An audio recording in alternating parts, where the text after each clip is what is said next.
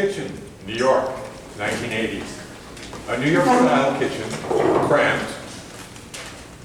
There's a mattress on the floor, a TV with the screen painted white, a kiddie bed with his toys, a door with 3 locks, and a window which has a fire escape. Down where? Yeah, my agent told me to give him a birthday kiss. But down there? It was like go-go dancing on the corner of Dunkin' Donuts. And I wasn't going to be just anyone's honey dip. Can you believe eHarmony rejected me? They said I wasn't a real person. It was the perfect neighborhood, except for the prostitution, crack, and the crime. I wanted to go home. The only problem was, we were at my place. Scene 1, Anita and Mel's apartment. There's a kitty meowing, which gets progressively louder. It's almost as distressing as the outside traffic. Mel puts kitty food in the bowl and then sits down at the table. The kitty crunches his cereal. She begins typing this play on her computer and speaks aloud what she types. Hell's Kitchen. Named so because of the steaming cauldrons from the soup kitchens during the Depression. Seen from afar, it appeared like the Inferno itself. Wait, I think I'm making that up. Okay, Google says in that Midtown neighborhood there was so much corruption, thievery, and debauchery that it was like hell, but worse. It was Hell's Kitchen. Well, that sounds more likely, but whatever it was, I was living there. Okay, it's perfect for an aspiring dancer, except for the prostitution, crack, and the crime.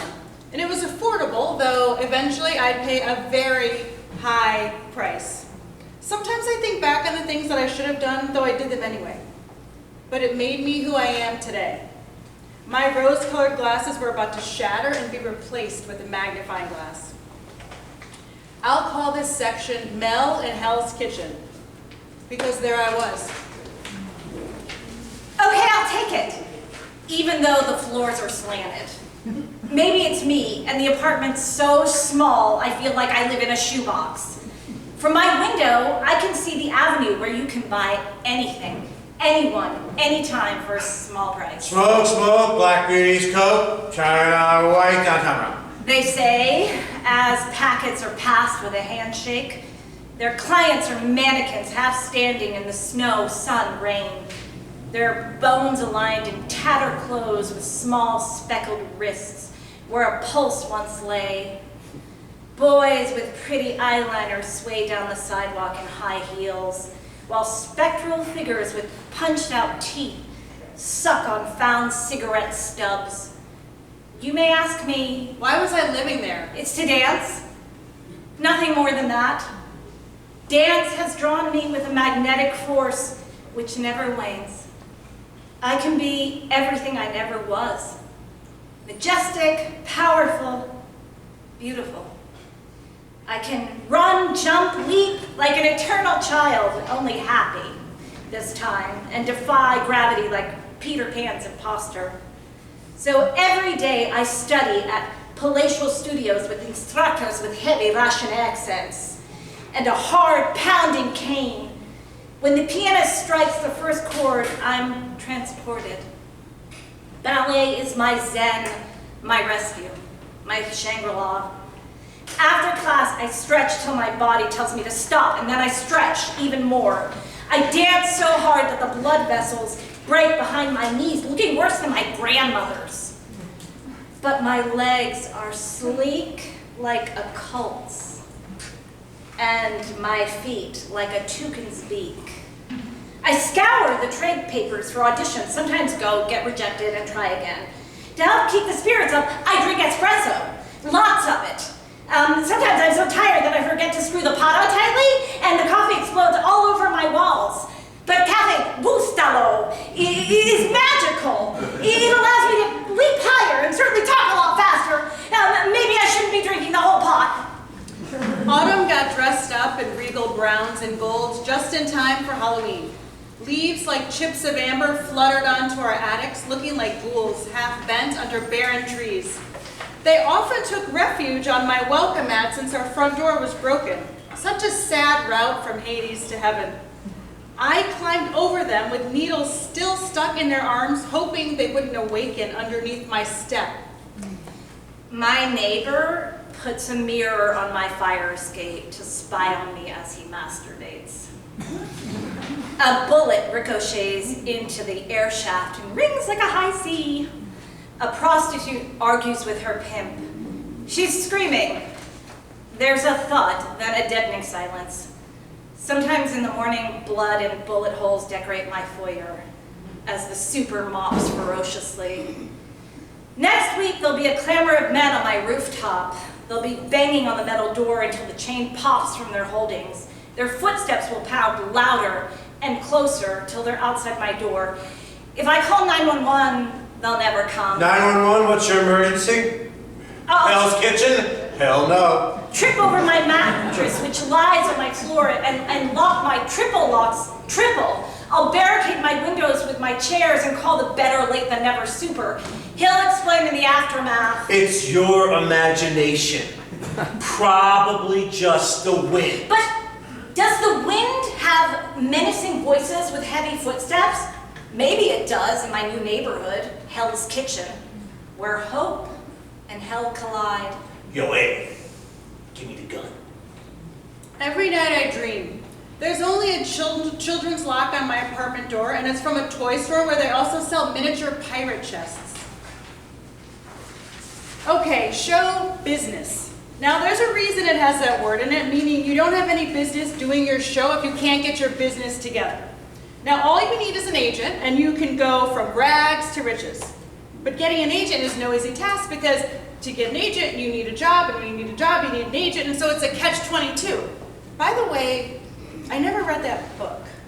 So when a friend recommends her agent, a little suspect since he was moonlighting as a bookie, I was happy to meet him over apple pie and coffee until he left me the bill. I'm gonna call this section blue, and you'll find out why. Scene 2, agent's office. It has an oversized casting couch. My agent tells me that blue is a good color for me because it brings out the color of my eyes, which are brown. And my hair's too long and my dress looks like I just got out of bed without him. Is that supposed to be funny? Go home, fix your hair, and please come back tomorrow, and please wear something different. I call Mom. I have a second chance. He likes me.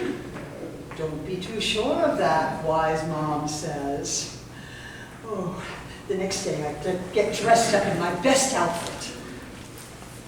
Then my agent tells me, You look like you're dressed for a mafia funeral.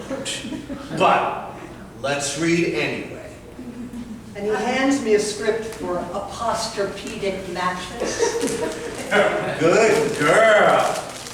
You sound believable. Not too bad you don't look believable. I'd like to help, but you're not a good fit. What about a stocking commercial? You really think I can do it? You'd be perfect. And he gives me a big hug. A very too big, too close, hard hug. Okay, you are lovely. Now lift your skirt. Just a little bit more so. And I do so. Do you have cellulite? I have to check, because that could be a problem for the clients. Thank God I do, because I'm much too embarrassed to go any further. I never thought I'd be thankful for cellulite. Besides, he really shouldn't be getting his way up to stay out of there! Darling, acting is complete abandonment. You can't be a good actress if you're a closed person. Consider me like your uncle. This is all harmless, but push me away and there'll be no work. I froze. Maybe I blinked as he showed me out in the hallway. Lined up were a half a dozen other actresses wearing Kelly green, waiting to take my place. They all had cute hair, white patent leather boots, bright smiles, probably no cellulite. I don't care. I'll find myself a new agent and I'll walk past them in my pumps and polyester with pride. By the way, that was my first and last agent. I needed to get away from the craziness. I decided to take a nice walk on Broadway. Spare 50? No, I'm broke. Yeah, sure you are. You're such an actress. You should be on Broadway, fat ass. Hey, look, you are on Broadway. Is my ass really that fat? Every night I dream. I stop by the desert to buy fashion magazines and my camel leaves without me. So I was tired of waitressing. Well, actually, I was fired. Now, how do you get yourself fired from a local diner? Okay, management first has to catch you with your mouth full of lemon meringue. We'd eat off customers' plates before dumping the leftovers into a hefty trash bag. Now, we weren't stupid, okay? We avoided lipstick rings and cigar stubs snubbed out in mashed potatoes. We ate around bite marks and chocolate cake, and I swear to you, I never put pecan pie in my handbag. Well, once. Never again, that is. Unfortunately, I was one that got caught, so it was time for a new job. A fellow dancer got me an audition, which was the only audition I'd actually get. It was like dancing on the counter of Dunkin' Donuts, and I took it because I had no choice. There was something called rent, hello, and another thing called food. The latter, which I thought I didn't need. I was naive and I was shy, but this job was about to change all of that, okay? Wow, I was delving into a world I knew nothing about.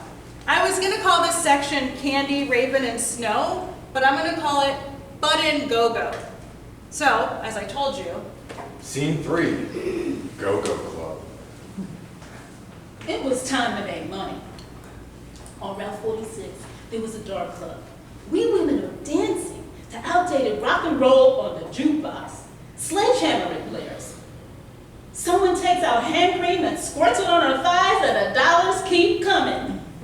New Jersey stardom, who needs Broadway? This is easier, faster, if you don't mind the sleazy clientele and the secondhand smoke. You can send money back to your home country, pay for school, support your drug habit, but for me, it's all about my art. In go-go, all they appreciate is a Barbie doll look. I remember that hard, I remember that the hard way. When my leather leopard bikini got upstaged by Little Bo Peep. Really? Every bit of tips. Do jazz dance combinations like the other girls do. The guys tell me my body is like a Maserati. You should be on the menu under seafood selection, mussels and sauce. Go.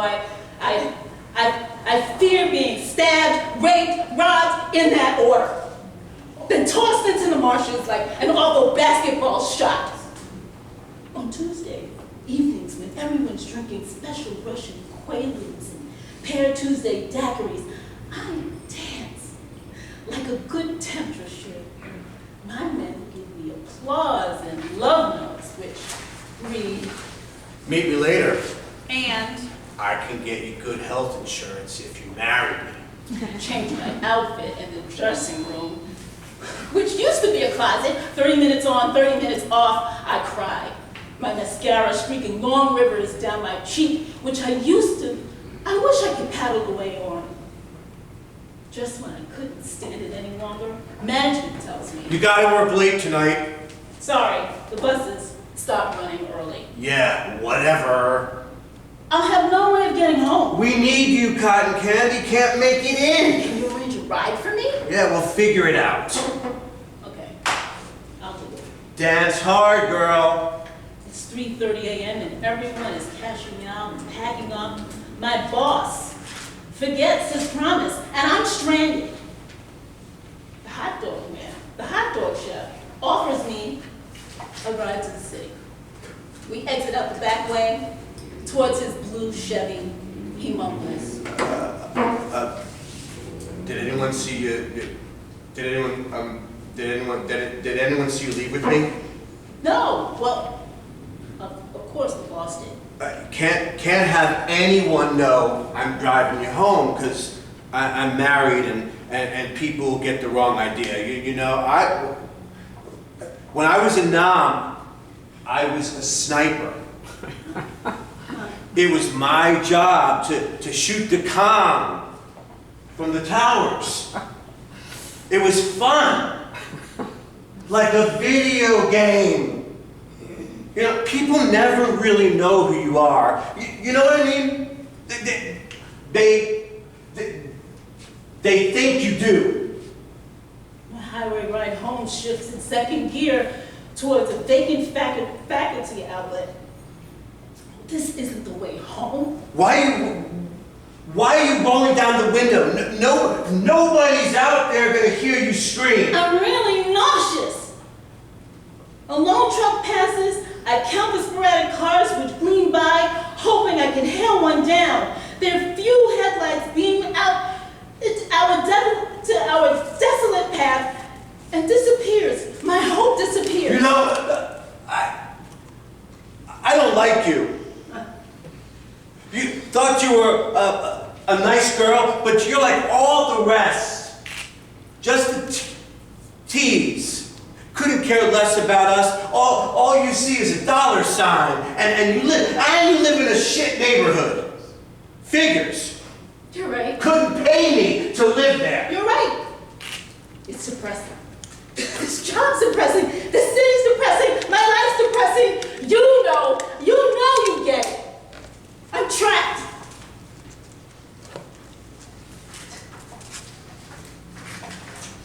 Ever been to California? That's my escape dream. No. Never been, but I'd go anywhere at this point. Me too. Yeah, somewhere quiet, maybe retire, get away from the noise and the voices in my head.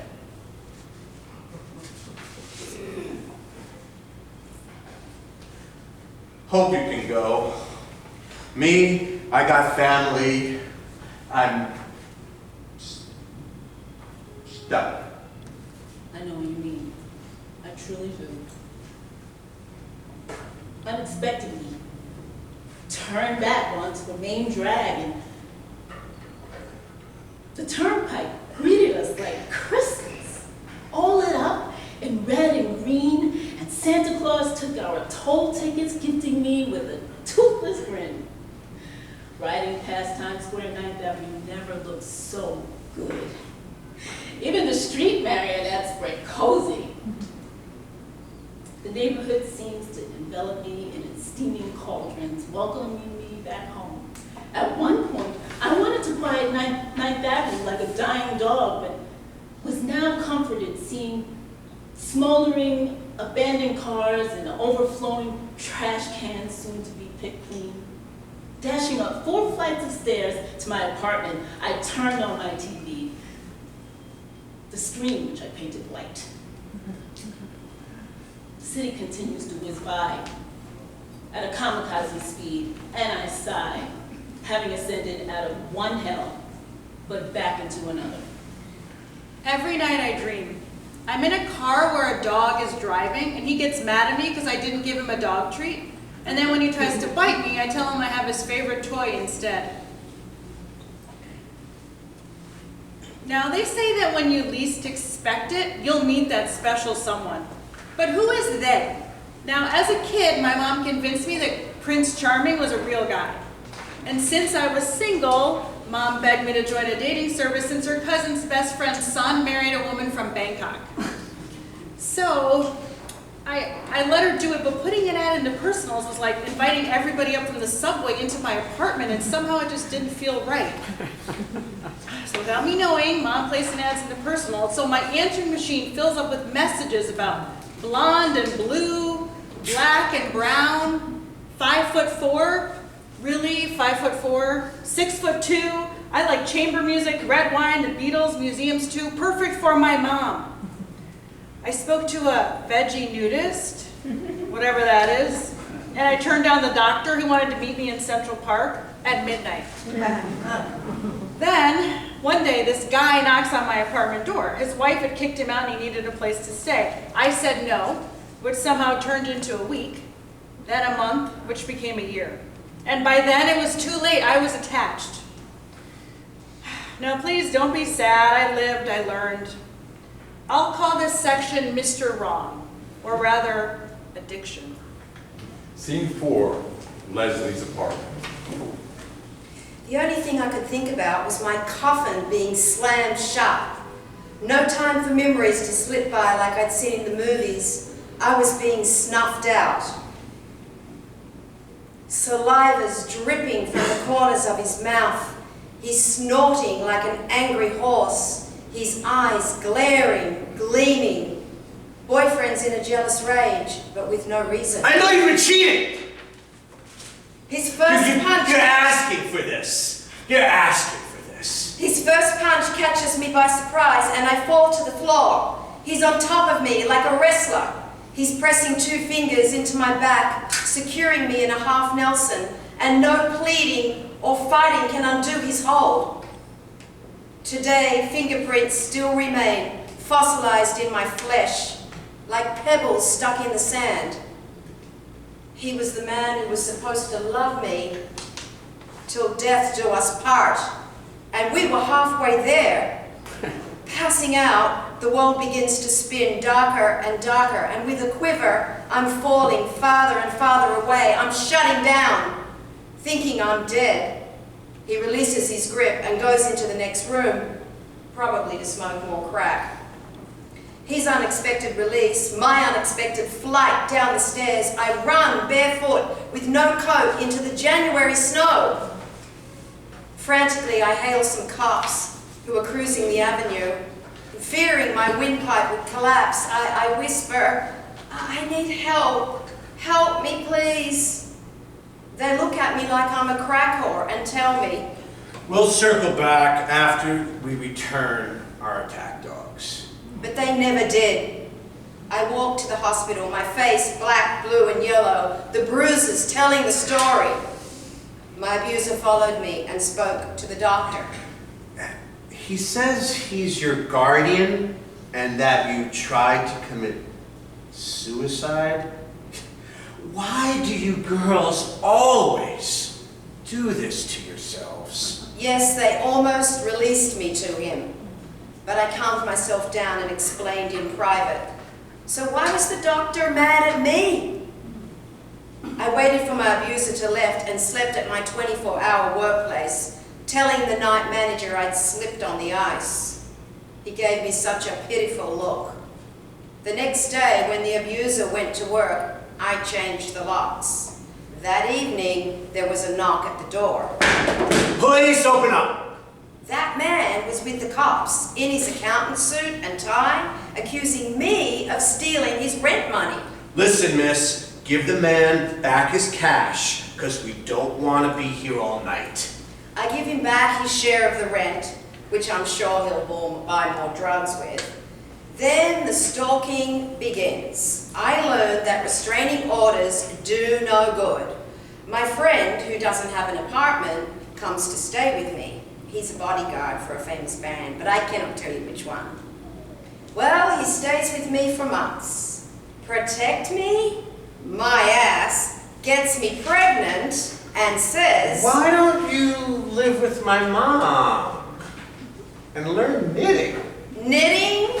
Really? And he'll take my apartment? Then I lose my baby, and I'm done. But so is he. I kick him out, and afterwards I realize he's taken my toilet paper and my Walkman. But I've taken back my power. Every night I dream A man is dancing with me and I'm turning, spinning wildly in his arms and we're entangled like lovers on top of a skylight which comes crashing down. And I'm falling millions of miles down, upside down. So my friends were on TV, magazine covers, Broadway, and I was left behind. I was happy for them, but unhappy for me. I wanted more than anything to join them on stage, and then, as luck would have it, I saw the perfect audition notice in the paper. It read, Broadway, women dancers who sing, March 15th, 2 p.m. at the Mid-Scoff. There was only one problem. I was in jail. Now I'll call this section Jane Sweet Doe, because that's what I've been renamed along with a number.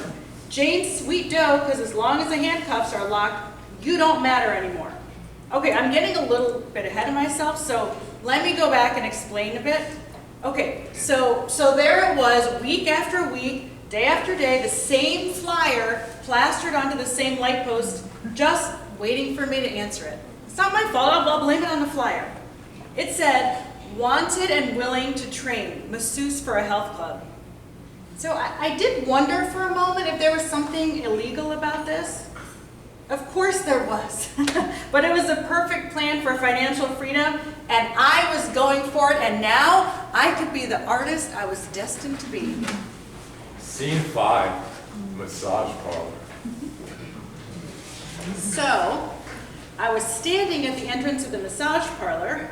I crossed my heart, and I said one Hail Mary, which probably isn't effective for a Jewish girl.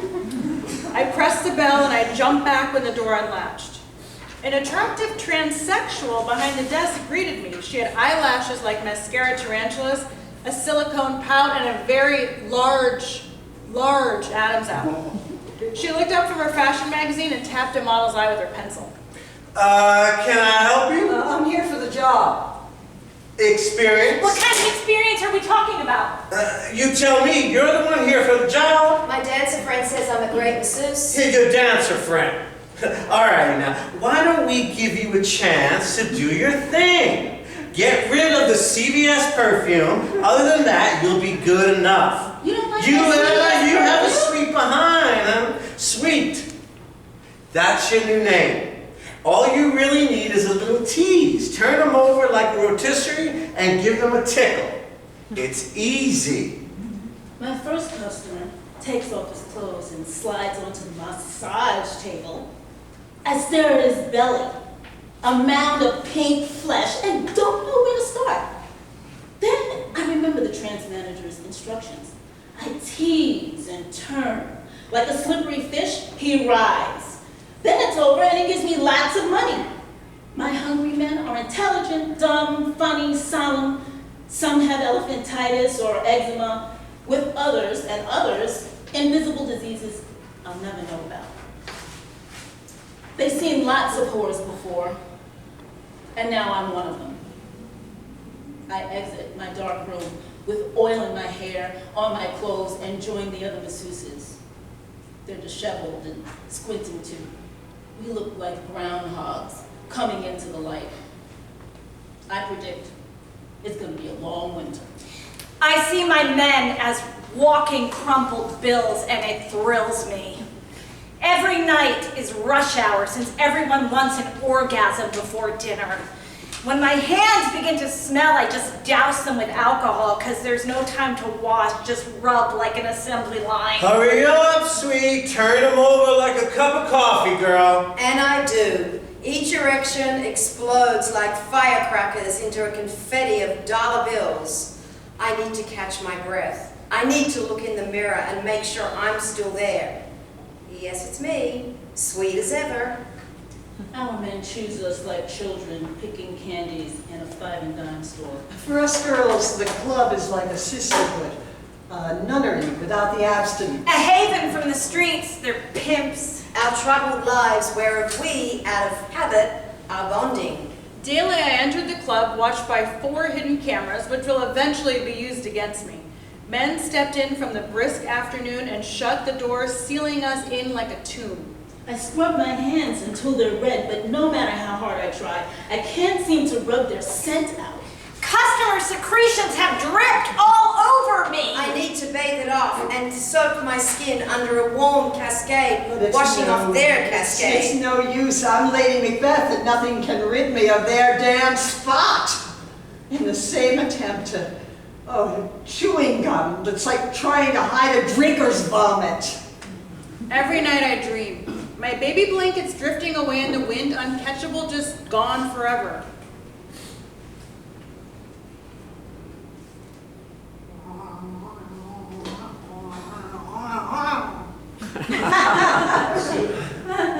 Now I enjoy the crunch of Doritos, a long drag on a cigarette, a simple anagram.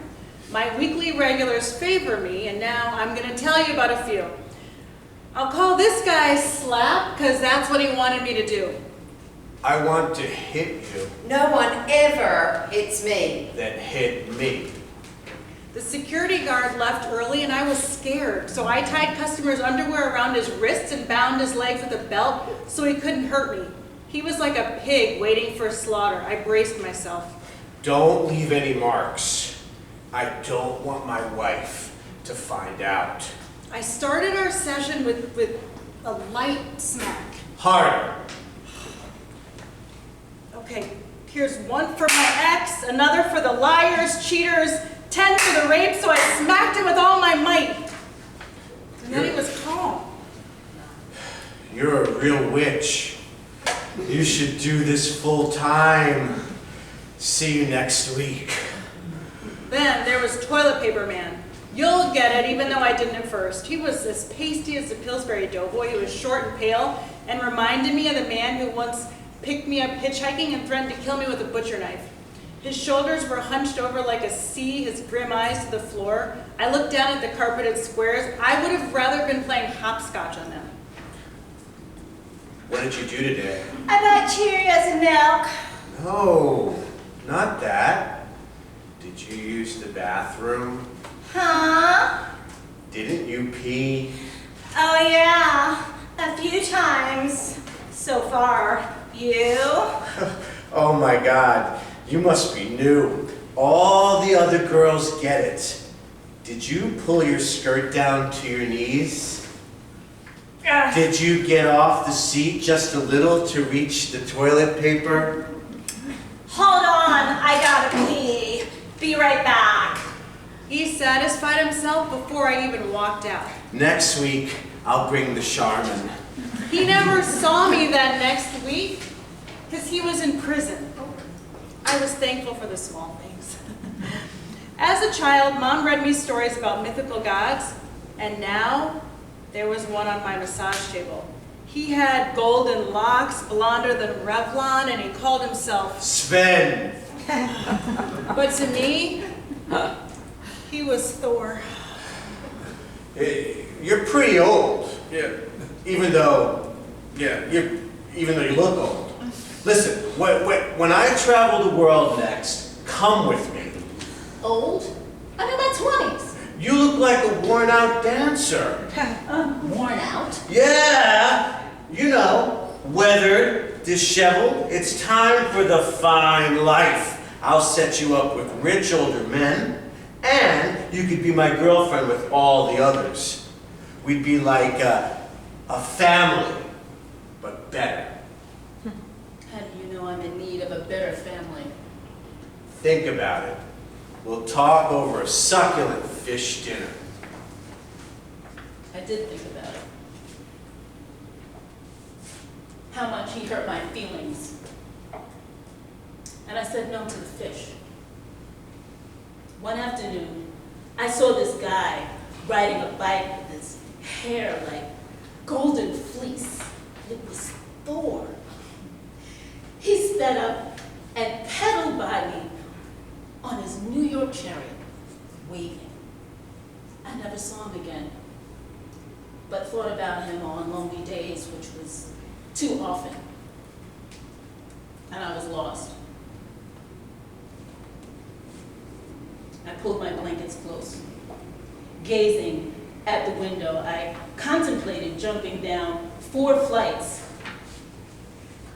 my nightgown fluttering like an angel. Then I thought of landing spread eagle with my gown over my head, and all my neighbors would see my crotch. I changed my mind. Scene 6, Christmas at the massage parlor. It was coming on Christmas at the massage club, and the only time Jesus' name was mentioned was in ecstasy, or when we cursed a no-tipping customer. We had all decorated our rooms with the Virgin Mary, reindeers and angels, and hip-hop carols beat from the club's intercom, and a big plastic Santa stood in our lobby with presents, even for us bad girls. Customers gave us cookies that we did not dare eat. Okay, they could be spiked with some sleeping beauty poison that would make us slumber forever. And that's when this strong-looking guy came in. Hey, I'm a friend of the manager's. Welcome. I want a blonde. Well, I was a blonde last week. I guess that'll do. So, what can I get? Okay, if he was a friend of the manager's, then he'd know what he'd get.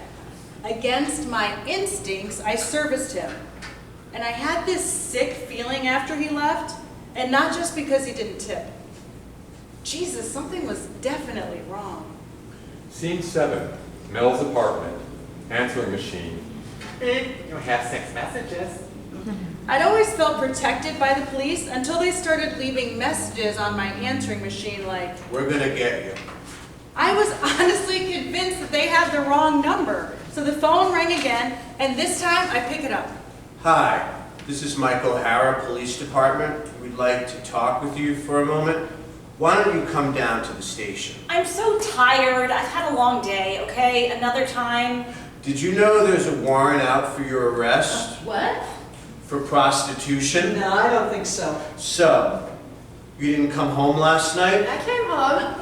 I guess we just missed you. Isn't that too bad? But we're gonna wait outside your door till we get you. The phone clicked and he hung up on me, and that's when I called the club's manager. What's going on? The police are harassing me. Girl, come down here immediately. We need to talk.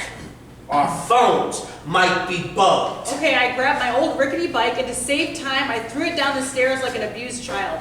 I rode down slushy avenues with dirty ice water spitting up on me until I reached the club. I told you to come down here before, girl. Didn't you get any of my messages? Oh, I erased them weeks ago. Sit down, dancer. I have something to tell you. Not really? There was an undercover sting. It might interest you. Not really. Well, it's all about you. Does that change your mind? Because December 20th, you massaged an undercover cop. Check out the report, girl. Oh, brunette. Yeah, okay. Approximately 5'5", 100 pounds, 22 years old. But they know more about me than my mother. You're gonna need our lawyer. All the girls are using him. It'll cost you, but he'll get you off. Get me off. Listen, dancer. You got too much to lose. I've been watching you. Find your northern star. Follow it. And do yourself a favor. Don't ever come back. Good luck. Now get out of here. And no matter what, don't end up in jail. Cars. Loud Blue siren scream. and white. Red, white, and blue. And white. Red siren screaming down the avenue. I've got Jane's sweet dough and back. Scene 8, jail. The top of my cell has holes punched in it. If you think jail has bars with open air between, then you've been watching too many westerns. It's a gray shoebox, but there are no shoes in it. Well, I'm wearing shoes, but they took my laces away. It's for your own good. Can't have anyone dying in our jailhouse. You didn't look like a criminal when they first arrest you. You certainly do by the first time they lock you up. What does the criminal look like? She looks like me. Men in blue suits circle like vultures and confiscate my belongings. Money, keys, inhaler, my Lucky Charm, which obviously did no good, are now sealed in a plastic bag. A rookie waits for me behind a plexiglass window. He looks like a Burger King server, but with a different cap and without the cheeseburger deluxe. He asked me to place my hands under the window, but I just want fries. He presses my trembling fingers into ink and rolls them into a paper. 3 blinding flashes later, my mug shot's taken, and I'm officially a criminal. The cell door clangs behind me with that final shot, and Broadway, only 1 subway stop away, never seems so far away. Male inmates grumble like an approaching thunderstorm while my lawyer walks past my cell. Excuse me, sir, excuse. But he doesn't answer. Like Monopoly, he's taken my money, passed go, and left me with a get out of jail free card. I breathe in and out and slowly look around. There's a bench, a dirty steel toilet, a half-used roll of toilet paper. Messages are carved into the cracked cement walls. I don't want to leave a message here for my parents. They'll wonder, where did they go wrong? Or rather, how did I go wrong? My asthmatic lungs constrict like yarn woven too taut, and I think of calling 911, but wait, aren't they the ones that put me here? Hours later, my bail money freed me until my dreaded court date. Every day I checked off the squares in my calendar with my Sharpie as February became a series of red marks bleeding into March. And then the day arrived when the scales of justice were tipping. March 15th, the day of my court case, the same day as my Broadway audition. Scene 9, court. Okay, my lawyer discusses something with the judge, but I couldn't hear them. It's a private party to which I wasn't invited to, though in my honor. It was true, I was guilty. I massaged a cop exchanging sex for money. So my dance career was drifting away, probably never to come back. Hope against hope. I'm wearing my leotard under my clothes, in case I can get to that audition. The judge calls my name and I step forward, quivering like Dorothy in front of the Wizard of Oz. Dismiss! Not guilty? I wasn't about to ask questions. I paid a court fine and I took a speeding taxi uptown and I got there, okay? I signed the audition sheet and I joined a bevy of dancers. My group was escorted into a studio where I was given a number instead of a name, another solemn reminder of jail. Then the dance captain started to teach the combination and there was no time to pity myself anymore. 5, 6, 7, 8. I just lost the first step. There's too many people. I can't see. Twist out, step, and turn. What's that? I don't have it. Focus, okay? Okay, shake that hip, run, shoulder, look, got it. Oh no, that dancer didn't just push me out of the way. Breathe, fake smile. Okay, one dancer after another was cut, but then they kept me with 20 others, 10, then 3. But as my luck would have it, I came down hard from a leap, my ankle throbbing with pain. Oh, I can't do this anymore. And just as I'm feeling like I failed, the music stopped. All the dancers were panting and I was holding my breath, pretending to be in shape, pretending not to be injured. They called my number and I stepped towards the judge. Thank you. If we want you, we'll call you back to sing.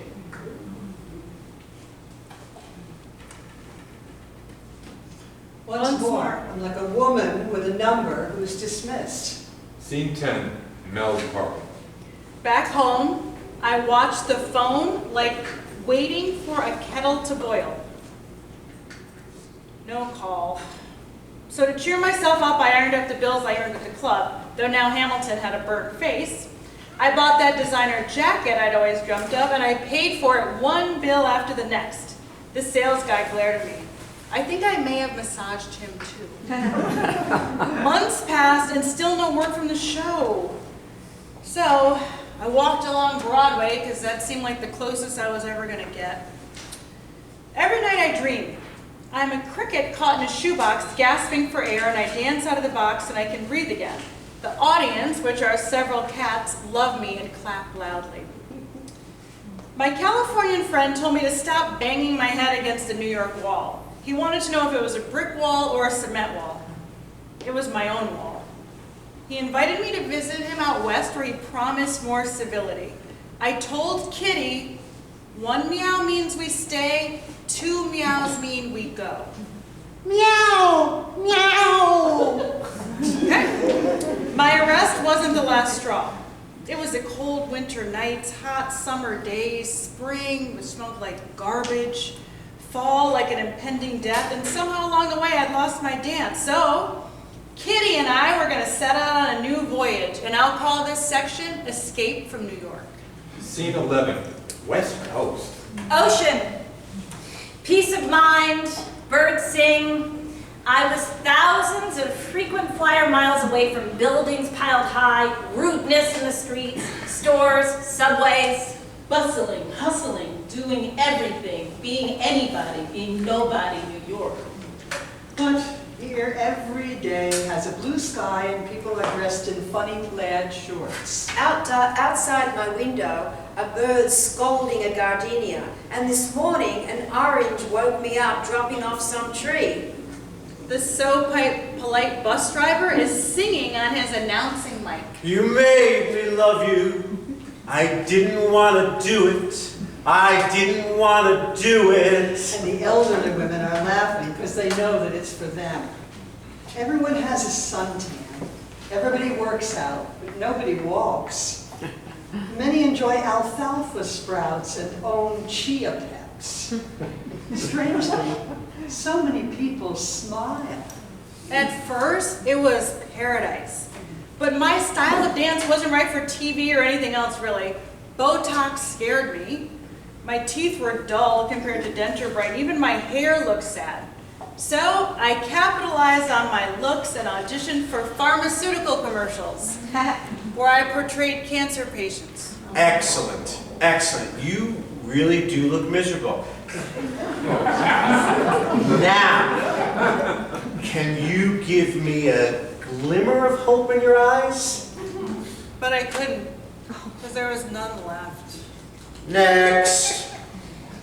To make things worse, it never rains in paradise, so I feel guilty staying inside. Everyone's your best friend until they realize you're not famous. I'll call you later means never. A quick jaunt to the supermarket means a traffic eternity. Waiters are really actors and award-winning writers. Even the gas station attendant is a movie star. And I was totally disgraced, confusing Disneyland with Disney World. I realized that I was too New York negative for Southern California kindness, and all this niceness, it made me even ruder. I started to miss real, raw New York. That night, I dreamt of SeaWorld with every image sparkling clear. The ocean was really diet soda, and a phone was ringing by an octopus from the depths of the water. Meow. Scene 12, Mel's apartment. Hello? Hello? Hello? Hello? Hello? Hello? Call back for Broadway? Yes, I'll be there. Oh, yes! In New York? Okay. Yes, I'll be there. Thanks so much. Yes, something was calling me, and it wasn't just the people from the show. It was Hell's Kitchen. Now you may ask, how could I miss everything I once despised? But you know what?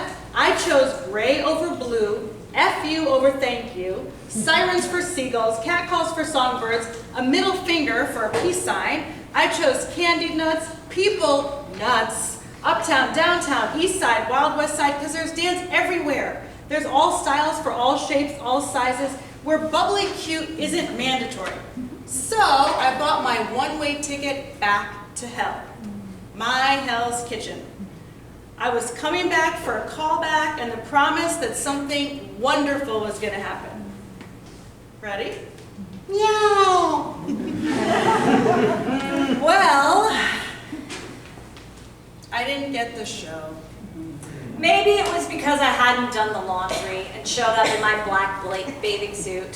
While others wear G-strings and high heels. And it certainly did help that my voice shook when I sang. But I will tell you, I never went back to jail, boyfriends, agents, or jobs. And as for Prince Charming, I'd already found him from a rescue shelter. My name is Mel, and these are my true stories while living in Hell's Kitchen in the 1980s. Maybe they're your sister's stories, your mother's, or maybe they're your stories too. Mel puts her coat on. Her ballet slippers are hanging out of her pockets like rabbit ears. She prints his story from the computer, takes the paper and neatly puts it in an envelope. And yes, I'm still going to dance class. Mel dances off stage. So I got an affordable high-rise, and now I can see the crack, crime, and Lululemon from the 15th floor. And I'm acting in my own films, and I didn't even have to show my cellulite. Well, I'm dancing in my own company, and I didn't have to audition. I know, wherever you go, here you are. And finally, finally, I I really like it here. Meow!